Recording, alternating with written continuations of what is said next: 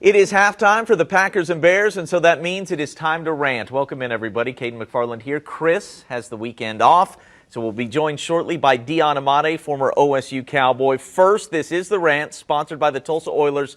2 games left in the 10-game homestand for the Oilers. They have played some fantastic hockey, had a 5-game winning streak snapped earlier this week, looking to get it restarted today against Utah. They are back home Wednesday night.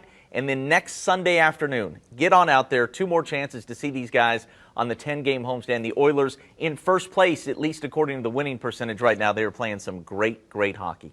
Let's dive into these bowl games. We got a great matchup in the Fiesta Bowl, and to talk all about that, I have Dion Amate, former OSU Cowboys, linebacker, safety, played special teams, and you were on that 2011 team. The last OSU team to play in the Fiesta Bowl, the last OSU team to finish a season with 12 victories. I wanted to bring you on. Thank you, by the way. We haven't been able to have you in studio in the post-COVID world. But, man, you helped us out for years with OSU Cowboy previews, high school football previews. You're doing great work not only with Cox and doing the high school games, but also expanded role on the radio broadcast for OSU. I see you up in the box with Dave and John and going nuts, like on the final play of Bedlam. And you're doing a great job. Love to see it. And I wanted to get your perspective today, Dion. Just what would a win in this bowl game mean for the OSU Cowboys program? This was a little bit of an unexpected season, I think, in a lot of ways. I don't think we thought this team would get to 11-1 and with an inch of the Big 12 championship. They suffered that heartbreaking defeat against Baylor in the Big 12 title game where they were probably the better team but didn't come out that way on the scoreboard. But now you get a reset. You go to the desert. You take on Notre Dame, number 5 Notre Dame in the Fiesta Bowl. What would a win in this game mean for the program, you think? I mean, it's kind of big time. A lot of people think in this day and age of college football, bowl games don't mean a lot, especially if you're not in the playoffs, fighting for that national championship. But in the sense of your fan base and your school and the morale, and not only that, but going into next season, it kind of gives your team a little bit of a boost going into the offseason, preparing for the upcoming season and going into what could be a pretty good team for Oklahoma State going into next year. Yeah. Notre Dame had a couple of big opt-outs. Kyle Hamilton, who could be a top 5 pick in this year's NFL draft, and then their running back, Kyron Williams. I mean, those are both kind of all-American level guys. I don't know of anybody for OSU that's opted out so far, even after the news that Jim Knowles would not be part of this game as a defensive coordinator. Of course, he was hired by Ohio State, and so he's going to head on up to Columbus. I haven't heard of anybody. Maybe you have, but do you get the sense that the motivation level for this OSU team is about as high as it could be right now?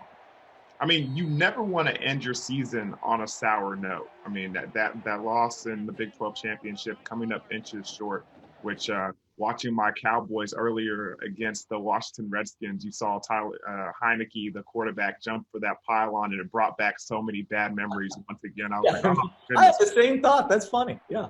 I was like, oh, goodness gracious. Like, literally just leap. But, you got to get over it. And hopefully this Oklahoma State Cowboys team can do just that with bowl preparation starting last week and them getting into the practice. And I've always said this, the players have the best outcome after a loss because they can actually physically do something about it. As a fan base, you have to sit with it till the next Saturday or the next time you play. As a coaching staff, you can't really you can prepare, you can teach, you can coach, but you can't really physically do anything. The players, they can physically get over this loss and probably put it behind them, especially if they put up a good performance in the Fiesta Bowl, where the nation will be watching them once again.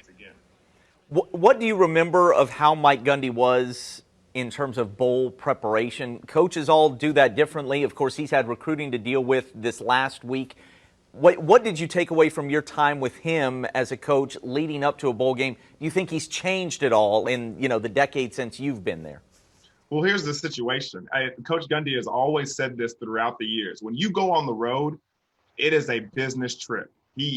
I learned how to be a businessman and go throughout my life because of the stuff that I've learned in that program and how to operate, especially how to represent myself and the people that I'm with when you go on a business trip. But one thing that he always told us in the bowl game, now that's a little different, okay? That's a bit of time to have some fun, reward yourself for the hard work that you've done this season, get to celebrate it and be with the team. But when it's time to dial in, it's definitely time to dial in. They're doing their hard preparation and work now. They'll have some fun during the bowl game. And then it's time to click and be in game mode. This team, with the veteran presence that it has, I have no concern whatsoever that they'll be ready, to play football the way they played throughout the season. Sure. Let's talk about that defense. With the exception of the youngster, the freshman Colin Oliver, I don't know if there's a first-round NFL talent on this defense. Maybe I'm wrong. I mean, I hope I am wrong. But, man, are they good absolutely everywhere. Just a bunch of grown men, no weaknesses. You're a former defensive player. I'd love to just get some of your thoughts with regard to what has made this defense so good and what it's been like for you watching them. At the start of the year, we expected them to be good. I don't know how many of us thought they would be this good or great, and no doubt they are great. Yeah, they certainly are. And it's a combination of things. I mean, the coaching staff, the players, Coach Knowles, not only that, but what we just mentioned, the veteran presence that's on this team. A lot of football has been played between these individuals who play between the white lines on the defensive side of the ball for the Oklahoma State Cowboys. And you can't teach experience. You can't teach, being wise and older and mature. And just look at the statistics of them coming in sudden change situations and turnovers or dire situations where you have to just drop the water and the Gatorade and rush onto the field. Veteran, experienced defense handle those situations well. All I needed from my offense every week going into that booth was just give us a lead. Just give us a 7-point lead, give us the 2-score lead, give us something. All I ask for is 10-point leads, and my defense will take care of the business that needs to be done on the field, and we'll go home with a victory. And that's exactly the way this defense played. Every time they were put in situations where they had to come up big, had to make stops, Coach Knowles would dial up the blitz,